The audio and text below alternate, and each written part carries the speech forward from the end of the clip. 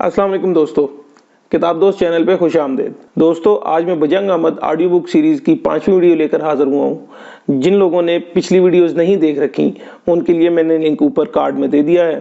तो अब चलते हैं आज की वीडियो की तरफ। किताब बजंग अहमद, मुसन्नफ़ कर्नल मोहम्मद ख़ान, बाब पंजम, 7 दिन समंदर में। टॉम की जगह हमें समंदर पार भेजना सख्त फ़िरका वाराना किस्म का फ़ैसला था। अगर हम सिविलियन होते तो शायद भूख हड़ताल या कम से कम रिट पिटीशन का इंतज़ाम करते, लेकिन फ़ौजी अफसर थे, ज़ब्त का पास था। यूं ही आर्जी सा माथे पर बाल डाला और सफ़र की तैयारी में मशगूल हो गए। लेकिन शेरबाज, जो फ़ौजी पाबंदियों से आज़ाद था, गुस्से से मगलूब होकर बाहर बरामदे में जा खड़ा हुआ और पश्तों में एजुडेंट कैप्टन गिबन के शजरे नसब पर रोशनी डालने लगा। इस ज़िमन में चंद ऐसे गोशे बेनकाब करने की कोशिश की जिनका मफाद आमा की खातर ज़ेर नकाब रहना ही ज़रूरी था। खुशकिस्मती से इस वक्त एजुडेंट साहब वहाँ मौजूद ना थे, लेकिन उनका बैरा, जो एक बारीक रेशे का मदरासी था, शोर सुनकर इधर आ निकला।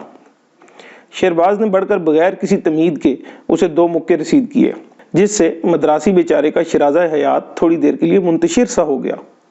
लेकिन शेरबाज ने अपने मुक्कों की शान नज़ूल की तशरीह करते हुए उसे तसल्ली दी और कहा, देखो मदरासी, अगर तुम्हारा साहब मौजूद होता तो ये ज़हमत तुम्हें ना दी जाती। बाद में शेरबाज ने किसी कदर संजीदगी और तफसील के साथ हमारे सामने एक मंसूबा पेश किया और इसकी फौरी तकमील की इजाज़त मांगी। इस मंसूबे के खद्दोखाल खासे जारहाना थे, क्योंकि इसका मरकज़ी ख्याल कैप्टन गिबन की ज़िंदगी के इर्द गिर्द घूमता था। शेरबाज पर प्यार तो बहुत आया कि एक मुखलस मगर तेज़ तबा पठान इससे बेहतर क्या फ़नी इमदाद पेश कर सकता है। लेकिन मेरे इसरार पे शेरबाज ने अपनी तजवीज़ वापस ले ली। अलबत्ता एक शर्त पेश की कि जिस तरह हो सके बीमार होकर अस्पताल पहुंच जाओ। बल्कि हमारी बीमारी के लिए शेरबाज ने तमाम आसानियां बहम पहुंचा दी। मसलन वही शिकम गुदाज कबाब, चंद जूद असर तावीज़ और 20 तीर बहदफ दुआएं। लेकिन पेशावर में हमारे फ़कत 2 दिन बाकी थे। पेशतर इसके कि शेरबाज के कबाब कारगर और दुआएं मुस्तजाब होती, हमें बम्बई का टिकट देकर गाड़ी में बिठा दिया गया। पेशावर से चलते वक्त हमें हिदायत की गई कि एक दिन रावलपिंडी में ठहर कर आर्डिनेंस डिपो से कैंप किट यानी सफरी पलंग और गौसल वगैरह का सामान हासिल कर लेना। रावलपिंडी में चंद दोस्त मिले।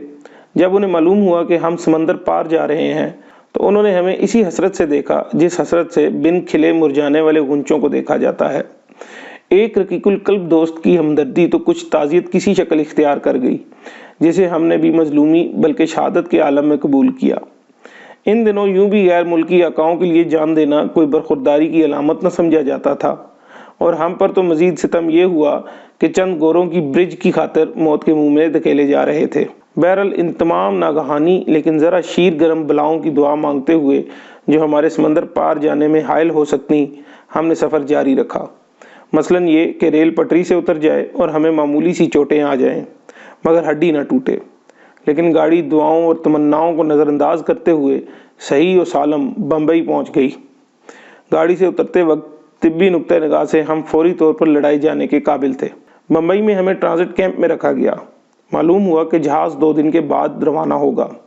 चुनाचा हमें हुक्म मिला कि इन दिनों में एम्बार्केशन ऑफिस से अपने सफ़र के कागजात वगैरह हासिल कर लो।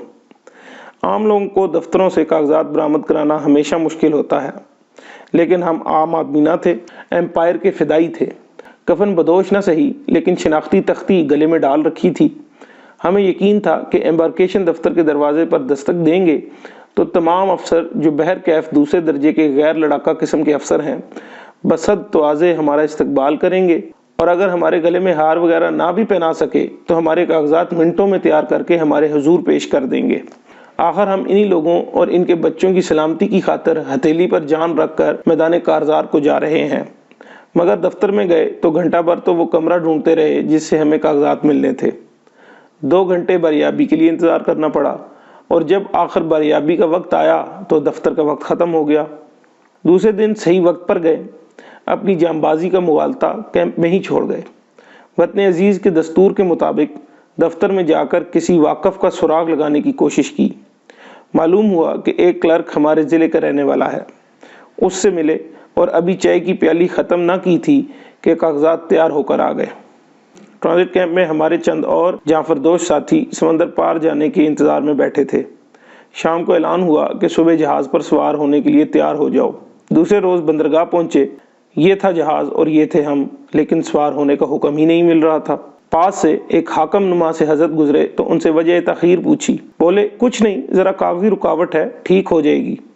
یعنی وہی پرانا قصہ تھا، کوئی فیتا پرست افسر اپنے اڑیل کلرک کی انگیخت پر کسی ضروری کاغذ پر بیٹھ گیا تھا۔ چنانچہ شام ہو گئی اور ہر دو گل محمد اپنی جگہ سے ہلے نہ جہاز۔ ہمیں حکم ملا کہ واپس کیمپ میں جا کر حکم ثانی کا انتظار کرو۔ مان مجھے خیال آیا کہ شاید شیرباز کی دعا میں ڈیلیڈ ایکشن کی خصوصیت ہو اور اب وہ آہستہ آہستہ قبول ہو رہی ہو، اور یہ کہ شاید ہمارا سمندر پار جانے کا حکم ہی منسوخ ہو جائے۔ ساتھی سوائے ایک کے سب انگریز تھے، اور ایک نہ صرف گرائی نکلے بلکہ ہم خیال بھی۔ انہیں بھی انگریزی شہادت میں ایسی کشش نظر نہ آتی تھی، چنانچہ ہم دونوں نے ایک مشترکہ دعا مانگی، اے بیر و بر کے مالک، ہمارا سمندر پار کا سفر ٹال دے۔ کیوں اور کیسے، یہ باریکیاں ہم نے اللہ میاں پر چھوڑ دیں۔ ہم نے دعا کے اس پہلو پر البتہ بہت زور دیا کہ فوری توجہ کی مستحق ہے، لیکن خدا جانے ہماری دعا میں کوئی ٹائپ کی غلطی رہ گئی تھی یا لیبل غلط لگ گیا تھا۔ صبح جاگے تو حکم ہوا کہ جہاز سے پیر کو لنگر اٹھائے گا، مسافر 12 بجے بندرگاہ پر پہنچ جائیں۔ اسی شام ہم اپنے کیبن میں بیٹھے مغرب کو رواں تھے۔ ہمیں اتنا ہی اندازہ تھا کہ مغرب کو جا رہے ہیں، یہ کسی کو معلوم نہ تھا کہ منزل مقصود کون سا مقام ہے۔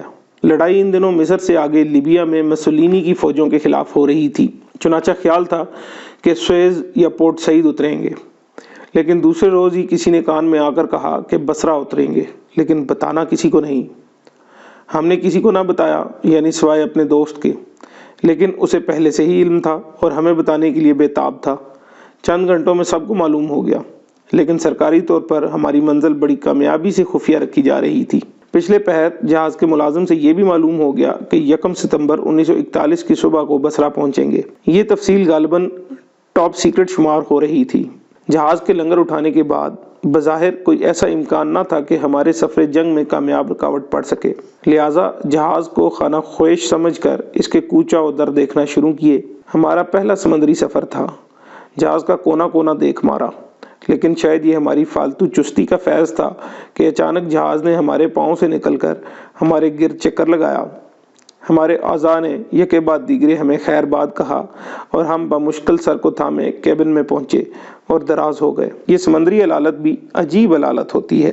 اچھا بھلا آدمی بیٹھے بیٹھے اپنے آپ پر گرفت ڈھیلی پاتا ہے۔ ہوش و آواز درست ہیں، لیکن ان کی درستی کا کوئی فائدہ نہیں، کیونکہ اعضاء پر اختیار نہیں۔ اس مکمل بے بسی کے عالم میں زندگی پر ایک گہری یبوسیت محیط ہو جاتی ہے، اور غریب مسافر اپنے آپ کو بھرے جہاز میں مجبور و معذور پاتا ہے۔ اس بیچارگی میں ہمارا دستگیر ایک گوانی ملازم بنام لوبو تھا، لیکن لوبو شوق خدمت میں فقط دستگیری کا قائل نہ تھا۔ اگر آپ کو ان دنوں جہاز اسلامی سے سفر کا اتفاق ہوا ہو اور لوبو کی خدمات سے مستفید ہونے کا موقع ملا ہو تو آپ مجھ سے اتفاق کریں گے کہ لوبو کے فن پر ضرورت سے زیادہ روشنی ڈالنا مناسب نہیں۔ مختصر یہ کہ استاد لوبو بڑے صحت بخش فنکار تھے۔ سفر کا دوسرا اہم واقعہ ایران کی جنگ تھی۔ ہر صبح اور شام جہاز کے ڈرائنگ روم میں وائرلیس سے مرتب کردہ خبرنامہ بورڈ پر چسپاں کر دیا جاتا تھا۔ روانگی کے دوسرے یا تیسرے روز خبر آئی کہ اتحادیوں نے ایران پر حملہ کر دیا ہے۔ اگرچہ انگریزوں نے یہ حملہ ہندوستانی فوج ہی کے چند دستوں کی مدد سے کیا تھا، تاہم ہمیں ایرانی بھائیوں سے بھی ہمدردی تھی۔ ہمارے انگریز ہم سفر تو ایرانی فوجوں کا مذاق اڑاتے تھے، لیکن ہم چاہتے کہ اگر وہ جیت نہ بھی سکیں تو داد شجاعت دے کر ہاریں۔ چنانچہ دوسری صبح ہم کسی قدر بےتابی سے خبرنامہ پڑھنے گئے، لیکن یہ سرخی دیکھ کر ہمیں حیرانی ہوئی کہ ایران میں ہر طرف امن و امان کا دور دورہ ہے۔ تفصیل اس اجمال پر ملال کی یہ ہے کہ انگریزوں اور روسیوں نے ایک دن کسی اشتعال کے بغیر ایران پر حملہ کر دیا۔ اہل ایران کو اس بدتمیزی پر غصے سے زیادہ حیرت ہوئی، اور پیشتر اس کے کہ غصہ آتا اور اس کے اظہار کے لیے میدان جنگ میں اترتے، دغاباز حملہ آوروں نے میدان جنگ سمیت ایران پر قبضہ کر لیا۔ حق بات یہ ہے کہ ایرانی بے خبری میں مارے گئے۔ ویسے ان کی فوجی قوت کا معیار بھی وہ نہ تھا جو آج ہے۔ یہ اس لڑائی کا شاخسانہ تھا کہ شہنشاہ ایران رضا شاہ پہلوی تخت سے دستبردار ہو گئے اور موجودہ شہنشاہ محمد رضا شاہ پہلوی تخت نشین ہوئے۔ بمبئی سے بصرہ تک ایک ہفتے کا سفر تھا، جو ایسا طویل تو نہ تھا، لیکن آخری 2-3 دن تو ہم خشکی کے لیے ترس گئے۔ ہر طرف سمندر ہی سمندر تھا، چھوٹا سا جہاز تھا اور تھوڑے سے مسافر، اور سب کے سب مرد۔ मतवातर वही चेहरे देख देख कर एक दूसरे से तंग आ गए थे और चंद हमसफरों की दीद तो बेहद इश्तियाल अंगेज थी। पास से गुजरते तो जी चाहता कि उठाकर समंदर में फेंक दें, लेकिन अगलब है कि वो भी हमारी शक्ल सूरत से बेजार होकर खून जिगर पी रहे थे। बैरकैफ दोनों फरीकों ने सब्र का दामन न छोड़ा और बामी रवादारी का पर्दा सरेआम चाक न हुआ, बल्कि जी कड़ा करके एक दूसरे से अलैक सलैक भी करते रहे। आखिर छठे दिन गुरूब आफ्ताब से कुछ पहले एक साहब खुशी से चिल्ला उठे, वो देखो खुशकी। सारी उम्र खुशकी पर गुजारी थी और इस अरसे में गालबन इसे देखा भी होगा, लेकिन इस रोज महसूस हुआ कि सचमुच हम खुशकी देखे बगैर ही इस पर क़याम पजीर रहे हैं। चुनांचे बिल्कुल इसी अंदाज से जैसे सर्कस देखते हैं, हमने ज़मीन के इस टुकड़े को देखना शुरू किया। थोड़ी देर बाद शत्तुल अरब में दाखिल हुए तो दोनों तरफ दूर फासले पर खेत और इंसान नजर आने लगे। इन्हें देखना था कि हमारे दिलों में भी बनी नौ इंसान के लिए, जिनमें हमारे साथी भी शामिल थे, मोहब्बत के चश्मे फूटने लगे।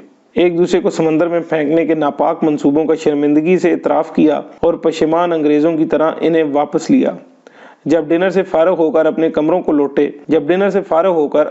को लौटे तो जहाज पर एक मुकम्मल और पुरअमन बकाए बाहम यानी पीसफुल कोएग्जिस्टेंस का आलम था। सुबह हुई और जागे तो हमारा जहाज बसरे की बंदरगाह में खड़ा था। बड़े इश्तियाक से बाहर झांका कि इस नए मुल्क का नाक नक्शा तो देखें। एक नोटिस बोर्ड पर नजर पड़ी, लिखा था, सामान पर निगाह रखें और चोरों से होशियार रहें। इत्मीनान हुआ कि अलिफ लैला की इस रोमान अंगेज सरजमीन और अर्ज़ हिंद में कम अज़ कम एक कदर ज़रूर मुश्तरक है, लेकिन सोचा कि इराक और हिंदुस्तान की मुशाबियत का यही आलम है तो हमारा सफ़र बेकार रहा। क्या इससे यही बेहतर न था कि पेशावर में ही अपने मालो उसबाब की खबरदारी करते रहते? लेकिन आइंदा चंद माह में जब बसरा और बगदाद को ज़रा करीब से देखा और वहाँ की ज़िंदगी के कुछ दूसरे गोशे बेनकाब हुए तो मालूम हुआ कि इस खित्ते की रंगीनियाँ शहरजाद के साथ ही ख़त्म नहीं हो गईं, बल्कि आज भी इस देश में आम है चश्मे की जाल और निगाहों के तीर आज भी हैं दिलनशी। दोस्तों, आज के लिए इतना ही। इंशाल्लाह मुलाकात होगी अगली वीडियो में एक नए बाब के साथ। तब तक के लिए अल्लाह ताला से दुआ है कि अल्लाह ताला हमें आसानियाँ अता करे और आसानियाँ बांटने की तौफीक अता करे। अल्लाह हाफिज़।